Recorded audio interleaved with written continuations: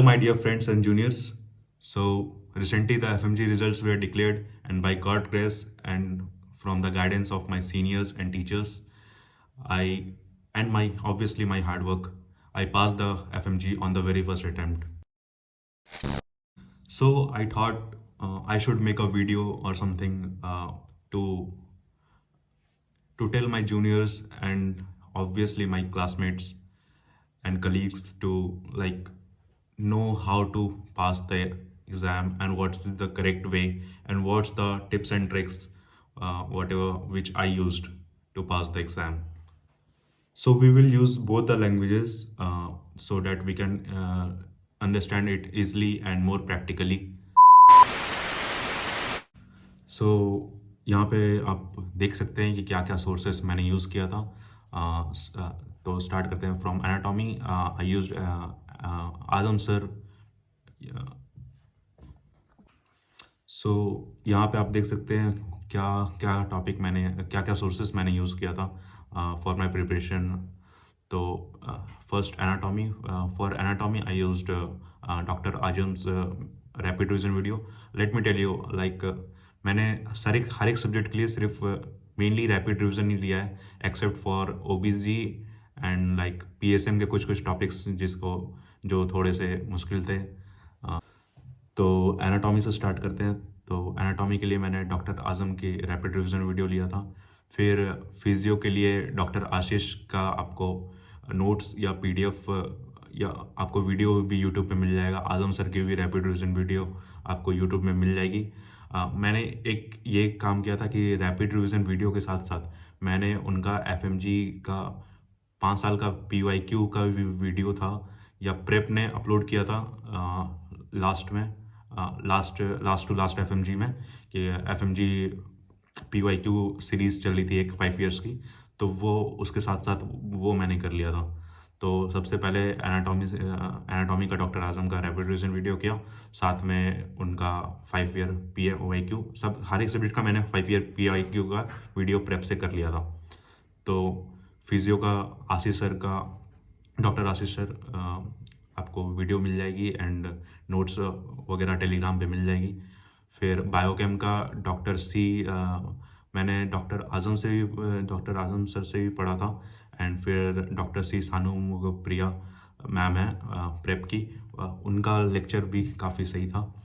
Last to last जब LRR आया था उनका तो मैंने एलआरआर ही देखी थी उनसे काफ़ी ज़्यादा हेल्प मिली थी मेरे को. माइक्रोपैथो को तो आपको पता ही है. Doctor Preeti Sharma says the best. तो आपको उनकी रैपिड रिवीजन वीडियो आपको उनकी अनअकैडमी में मिल जाएगी और प्रेप पे तो है ही है. तो फिर वहाँ से कर लियो. और फिर उनकी मैम ने भी ऐसा ही बोला था कि पहले अगर आपने रैपिड रिवीजन वीडियो कर रखा है तो एफएमजी पीवाईक्यू 5 इयर्स वाली जो सीरीज़ है वो देख लो तो वो एनफ है. और उसके बाद एट लास्ट आप एग्ज़ाम के समय एलआरआर देख लिए तो उससे मेरा हो गया था. तो इतने for pharma I did Dr. GRG. I had that PDF of prep 3.0 and I had that lecture video. So I did that and accordingly I made notes of prep pharma on my notebook which I will show you later. For PSM and surgery, I used for PSM I used Dr. Mohit sir Marrow rapid revision videos and along with some topics main videos. And for surgery, Dr. Rohar Khandelwal sir rapid revision. He said that rapid revision is enough. And फिर last में उनकी YouTube पे 2-3 videos आती है हर बार FMG होने से पहले. एक हफ्ते पहले 10 दिन पहले सारे टीचर्स अपलोड करते हैं सारे videos. For obs and gynae मैं नीचे जो 2-3 ग्रुप मैंने यूज़ किया था अपने प्रिपरेशन के लिए उसका लिंक्स मैं डाल दूंगा. तो फॉर ऑब्स गाइनी मैंने डॉक्टर राना चावला है उनसे पढ़ा था. वो जूम क्लास पे या यूट्यूब पे वो पढ़ाती हैं. वो 1-to-1 क्लास लेती हैं उनका. तो वो काफ़ी सही था और वो सारा क्वेश्चंस करवा देती है. आईने सेट का हो या नीट पीजी की हो तो वो काफ़ी इफ़ेक्टिव था. तो सो फॉर ऑब्स गायनी मतलब मैंने डॉक्टर राना से पढ़ा था। For medicine the OG the legend doctor Deepak Marwah sir, उनका भी रैपिड रिवीजन लिया था। और मतलब मैंने जो भी रैपिड रिवीजन के जो भी मेरे पास पीडीएफ्स थे, तो मैंने मेरे पास पहले से ही थे 3.0 वाले, तो मैंने उन्हें ही पढ़ा था। मैंने 5.0 पता नहीं देख के मेरे को वो बड़ा लगा, तो इसलिए मैंने उसको किया ही नहीं। मैं सोचा था 3.0 ही करूँगा, तो उसी से जो होना है होगा। तो उसी को ऐसा करना है अपने को कि कम पढ़ना है और बार बार पढ़ना है। फॉर एफएमटी एनेस्थीसिया आप रैपिड रिवीजन का कोई भी बस पीडीएफ से देख लेते हैं, और 5 ईयर्स का पीवाईक्यू, जैसे मैं बोल रहा हूँ लाइक जो प्रेप की 5 ईयर्स की पीवाईक्यू की एफएमजी वीडियोस थी, जो प्लेलिस्ट थी, उसको आप सेव कर लो, और वो 5 ईयर्स की पीवाईक्यू, उसको देखने से आपकी 5 ईयर्स की पीवाईक्यू भी क्लियर हो जाएगी। और हर एक सब्जेक्ट्स का, जैसे एनेस्थीसिया, साइकेट्री, डर्मा, वो सब तो सिर्फ वही वीडियो से क्लियर हो जाएगा। उसके बाद आपको, अगर आपके पास पीडीएफ है, नोट्स हैं, तो आप बस उसको पढ़ लोगे एफएमजी को, और जो पीवाईक्यू वगैरह है उसको नोट्स बस नोट डाउन कर लो उस अपने नोट्स में, तो वो हो जाएगा। For paediatrics I used doctor Meenakshi ma'am rapid revision videos and notes. For ENT, Dr. Rajiv Dhawan sir, he's the best motivator. For ortho you can also use rapid revision video, और या फिर मैं doctor यश हैं, जो मेरे I will say he is my mentor. सो उन्होंने एक PDF अपने लिए नोट्स बनाया था जब उन्होंने एफएमजी दी थी, तो फिर वो पीडीएफ मैं लिंक दे दूंगा, या आप नीचे डॉक्टर यश का भी टेलीग्राम, डॉक्टर यश सर का भी टेलीग्राम का लिंक होगा, तो वो वहाँ से आपको मिल जाएगा। तो ऑर्थो के लिए उनका पीडीएफ सिर्फ मैंने कर लिया था, तो हो गया था। और फिर फॉर रेडियोलॉजी आपको यूट्यूब पे पड़ी हुई है डॉक्टर जैनब वोरा मैम की top 100 images of radiology, top 100 series. ये वीडियो काफ़ी है रेडियो के लिए, तो क्योंकि हर एक सब्जेक्ट आप कोई भी क्वेश्चन एक सब्जेक्ट का नहीं होता। हर एक क्वेश्चन 2-3 सब्जेक्ट को मिला के, 3-4 सब्जेक्ट को मिला के ही होता है, तो एक सिंगल तो ऐसा आता नहीं है। तो आप हर एक रेडियो तो ऐसा सब्जेक्ट है कि वो हर एक सब्जेक्ट में आ जाता है। और मैम भी सिस्टम वाइज ही टॉप 100 सीरीज़ में भी सिस्टम वाइज ही पढ़ाई हैं, तो वो काफ़ी इफेक्टिव। ऑप्था से पता नहीं मेरे को, ऑप्था एक ऐसा सब्जेक्ट मैं बोल सकता हूँ कि मेरे को उससे डर लगता है, या मेरे को उतना समझ में नहीं आता है, तो लेकिन फिर मैं ऑप्था के लिए रैपिड रिवीजन ही लास्ट में किया था। और मतलब मैंने वही एफएमजी का पीवाईक्यू सीरीज़ किया, डॉक्टर शिवांगी मैम का, डॉक्टर ट्यूटोरियल्स का के यूट्यूब चैनल पे आपको उनका वीडियो मिल जाएगा, और उनकी वीडियोस, उनका ही रैपिड रिवीजन मैंने किया ऑप्था के लिए, तो और उनके नोट्स बनाए, तो वही बस रिवाइज करके गया था मैं। ऑप्था मतलब सारे सब्जेक्ट्स में 19 में अगर सबसे जो ऐसा सब्जेक्ट बोला जाए कि मैंने सबसे कम छुआ है या सबसे कम ध्यान दिया है, ऐसा कह सकते हैं, या मेरे को अंदर से डर लगता था, पता नहीं क्यों, तो वो ऑप्था ही है। So these were my sources which I used during my preparation for the FMG. So मैं नीचे डिस्क्रिप्शन में मैं 3 ग्रुप्स का लिंक दे दूंगा। एक डॉक्टर यश हैं, जो मेरे डॉक्टर यश जो मेंटर हैं, जो मेरे मेंटर हैं, उनका ग्रुप है टारगेट एफएमजी बाय डॉक्टर यश करके, उसमें 2000 मेंबर्स हैं। तो वो मेरे को बहुत हेल्प किए हैं, चाहे एग्ज़ाम जीटी में कम मार्क्स आ रहे हों, या कोई भी सब्जेक्ट समझ में नहीं आ रहा हो, या कोई सोर्सेज के लिए, तो उन्होंने हमेशा मेरा मैसेज का भी रिप्लाई किया, कॉल का भी रिप्लाई किया, और कॉल भी उन्होंने किया, बात भी की, और वो सब कुछ सही गाइड करते हैं। तो I will say that you should join that, and you should also join doctor Priyam Bhatt Telegram. I will put the link below. He is the teacher, he's the one of the best teacher for the FMG. Like he integrates every subject he will integrate ops gynae. कभी कभी अपन ops gynae पढ़ रहे हैं और कभी अपन medicine में घुस जाएंगे, और मेडिसिन से घुस के सर का मतलब जो टॉपिक आया तो सर का लगता है कि ये भी पढ़ा दूँ वो भी पढ़ा दूँ, ऐसे करके वो सर पढ़ाते हैं, तो वो बहुत अच्छा पढ़ाते हैं। उनकी आप यूट्यूब पे लाइव लेते हैं क्लासेस, तो वो आप कर सकते हो, वो आप देख सकते हो। तो और उनकी बातें भी बहुत सही है, उनका बहुत सारी बातें हैं जो मैंने फॉलो किया, जो मुझे हेल्प की, बहुत इफ़ेक्टिव रही मेरी इस प्रिपरेशन जर्नी में। लाइक सुबह उठ के पढ़ना, फर्स्ट ऑफ ऑल मैं भी एक नाइट स्टूडियस स्टूडेंट था, मैं को रात में जाके पढ़ना पसंद था, मेरी वही हैबिट बनी हुई थी। लेकिन सर ने बोला कि वो ज़्यादा इफेक्टिव नहीं होता है, आप ट्राई करके देखो कि सुबह उठना। तो मैंने भी अकॉर्डिंगली सुबह उठने का ये किया। तो फिर मैंने ऐसा शेड्यूल बना लिया था कि लाइक मैं सुबह 7:30 बजे उठता था, और सर ने और मैं, भगवान पे भरोसा बहुत है मेरे को, जो भी है भगवान का ही है।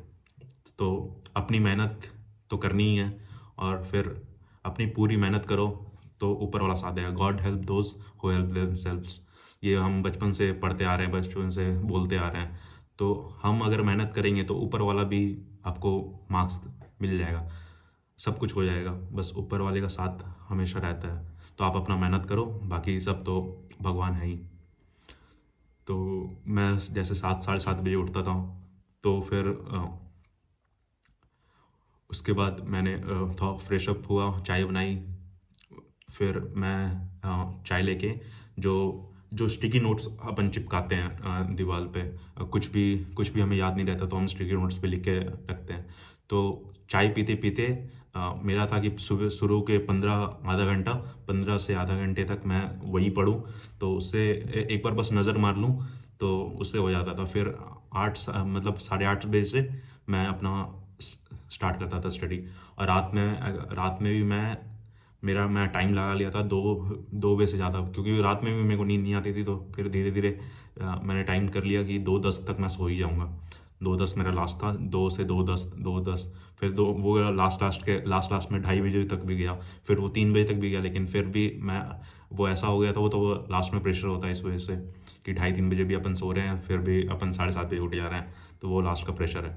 लेकिन ऐसा ही मेरा शेड्यूल था कि मैं 2:10 तक अपना मतलब स्टडी टेबल से उठ जाना है 2:10 पे, और फिर फेस वॉश वगैरह करके आराम से अपन सो गए, और सुबह 7:30 बजे उठ गए। और ये दोपहर में सोना मेरा आदत है कि खाने के बाद मेरे को आई नीड अ नैप। तो मेरी आदत है कि दोपहर में सोने की।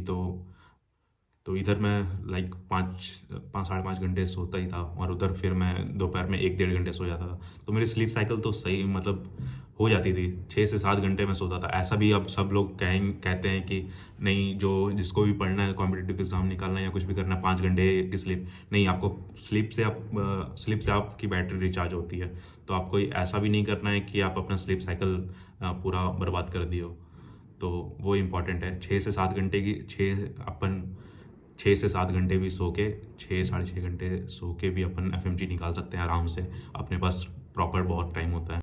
और डेली सुबह आपको उठ के like before going to bed, or after waking up, after you have the morning rituals, you should plan what you will day you should plan on your day, what you will study, and what are the topics you will study, what are the subjects. Don't I prefer like, don't read only one subject a day. You could put like, in morning you read surgery, in evening you took some small subjects like anesthesia, and in night you completed with obs gynae or something like that.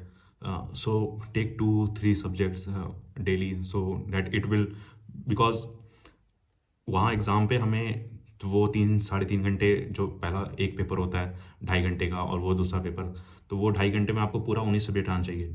वो कहते हैं कि paper 1 में सिर्फ non clinical subject आते हैं, paper 2 में clinical subject आते हैं। लेकिन पेपर 1 में आपको कभी पीडियाट्रिक्स में मिल जाएगा, पेपर 2 में भी आपको पीएसएम मिल जाएगा। पेपर 1 में भी इस बार हमें ऑप्था मिल गया था, तो वो कोई ये नहीं है, तो आपको 19 सब्जेक्ट पूरे दिमाग में आना चाहिए। तो ऐसा अभी से माइंड को प्रिपेयर रखना है कि हमें प्रिपरेशन के समय ही कि हमारे दिमाग में सारे हम डेली का डेली 2-3 सब्जेक्ट्स पढ़ रहे हैं, थोड़ा-थोड़ा ही पढ़ रहे हैं, तो वो सही है, वो बहुत इफ़ेक्टिव रहता है। तो आप अपना शेड्यूल बना लें कि आप क्या पढ़ेंगे आज, तो उससे काफ़ी हेल्प मिलती है। और ये आपको डेली अपना डे प्रिपेयर करना है ऐसे कि आपको इस दिन क्या करना है, इस दिन क्या करना है, ऐसे करके आप लास्ट टू लास्ट में आप अपना वीक भी प्रिपेयर कर सकते हैं कि इस वीक मेरे को क्या करना है, नहीं करना है। तो जैसे 21 सितंबर का देखना है कि एक मेरे को PYQ सेशन देखना है, फिर हाँ, ये माइक्रो 1 घंटा पढ़ना है, फार्मा 1 घंटे पढ़ना है, एनाटॉमी को फिनिश करनी है, ऑप्था की नोट्स करनी है, ऑब्स गैनी पढ़नी है, ऑर्थो करना है, तो 50 डॉक्टर यश का एक चलता है, तो वो करना है। लेकिन अब देखिए देखिए इतने सारे में तो आप कुछ हो सकता है ये कुछ छूट जाए, तो उसको लेके परेशान नहीं करना, आप उसको आगे की डेट में डाल दो। इसको मैंने ऑर्थो को यहाँ पे डाल दिया, तो यहाँ पे ऑर्थो मेरा कंप्लीट हो गया। तो ऐसे करके आपको प्रिपेयर करना है। तो so giving GT is very important, so give as much as GT you can. Like I gave 7 to 8 GT. So at first as I said, I scored only 120 to 122. After the first week, which was so I asked Dr. Yash about it. I scored only this, how will I pass? ऐसे tension सबको होती है कि भाई इतने कमी आ रहे हैं GT में, तो ऐसा क्या होगा। तो GT आपको, पहली बात तो GT, पहला GT हम देते हैं ना, तो हमें चेयर पे बैठना 3 घंटे और पेपर सॉल्व करना, उसी में हालत ख़राब रहती है। मैंने तो मेरा ऐसा था कि मैंने पहली GT दी थी, तो वो 2.5 घंटे का पेपर मैंने 1 घंटे 15 मिनट में ही करके ख़त्म करके उठ गया था। तो अपने को बैठने का ही मन नहीं करता। तो GT देना, GT से आपका ये काफ़ी यूज़फुल है, तो वो हेल्प मिलती है। तो फिर धीरे धीरे आप जैसा देख रहे हैं कि मेरा स्कोर इंक्रीज़ होते गया, और लास्ट में जो 27 दिसंबर को जो मैरो और प्रेप दोनों की चैम्पियन सीरीज़ आई थी, और मैरो की भी GT थी, दोनों नेशनल वो फ्री थी दोनों के दोनों प्लेटफॉर्म से। तो वहाँ पे मेरा 155 184 आया। तो GT स्कोर, लेकिन ये भी है कि GT स्कोर आपका एक्चुअल में मार्क्स नहीं शो करता। लाइक मेरे को तो 184 155 आ रहे थे, तो उसमें प्लस मैं बोलूँगा +30 -30। लेकिन GT स्कोर आप एज एग्ज़ाम में इतने ही मार्क्स आएंगे, वो श्योरिटी नहीं देता। लेकिन आपको प्रैक्टिस हो जाती है कि आपको एग्ज़ाम में कैसा मिलेगा, कैसा माहौल होगा, आपको इतने देर बैठना है, ऐसे ऐसे क्वेश्चंस करने हैं। अभी सडनली आपके पास एक ऑप्था का क्वेश्चन आएगा, सडनली वो PSM में चेंज होकर फिर पीडियाट्रिक्स में चेंज हो जाएगा, फिर मेडिसिन आ जाएगी। तो इसके लिए ब्रेन को ट्रेनिंग दी जाती है GT से ये फ़ायदे होते हैं। सो these are my GT scores. See, you have to I did that this, you can also try. Like मैं पता नहीं कितने घंटे में पढ़ूंगा नहीं पढ़ूंगा, तो मैंने टाइमर लगा के पढ़ना स्टार्ट किया। तो like see my I started my preparation from 10 July. I study only for 4 hours, some day 3.5 hours। then I started increasing it. So in between you will have some days like you will only have 2 hours। कुछ हो गया, कुछ दोस्त का ही कुछ है, या for example birthday आ गया, 12 बजे है, वो हम अब लेट में सोने गए, 2-2:30 बज गए। अब ये नहीं कि आप अगर आप सुबह 9-10 बजे उठ रहे हैं, 11 बजे उठ रहे हैं, तो आप उसको आप पूरा दिन आप उस 10 से 11 बजे उठ रहे हैं, तो उस समय वो टेंशन में आप बर्बाद कर दें बाकी पूरा दिन कि आप मैं तो इतना लेट से उठा, अब मैं आज क्या पढ़ूंगा नहीं पढ़ूंगा, पता नहीं क्या होगा नहीं होगा। तो आपके पास ठीक है आपके 3-4 घंटे गए, लेकिन अभी भी आपके पास पूरा बाकी का पूरी शाम और पूरा दोपहर, पूरा शाम, पूरी रात है। तो उस समय आप आराम से पढ़ सकते हो, तो ऐसा कोई दिक्कत नहीं है। और बीच में आपके बहुत सारे डेज़ आएंगे कि जैसे मैंने 4 आवर्स किया था, और लास्ट टू लास्ट के डेज़ में मैं लाइक 11 to 12 आवर्स पढ़ता था, ये विदाउट ब्रेक है। तो मेरी हाईएस्ट थी आई गेस 11.5 here on 30 दिसंबर। सो ऐसा होगा। फिर बीच बीच में आप कभी पढ़ ही नहीं पाएंगे। जैसे मेरा भी 2 ब्रेक आया गया था बीच में। जैसे मैं डॉम में रहता था पहले, तो फिर मेरे को वहाँ से शिफ्टिंग करनी थी, तो रूम वगैरह ढूंढने में, फिर शिफ्टिंग करने में मेरे यहाँ पे 4 अगस्त से 20 अगस्त तक पूरा टाइम चला गया था। और फिर ऐसा ही टेंशन यहाँ पे भी कुछ हुआ था, तो वो सब में आपका टाइम जाएगा। तो उसकी वजह से आपको टेंशन नहीं, आपको फिर से रीस्टार्ट करनी है अपनी प्रिपरेशन, और अपने मेहनत करते रहना है। और See, so like if I am an average student, so if I can pass it, then you all can pass it. So just be consistent, and consistency is the main key.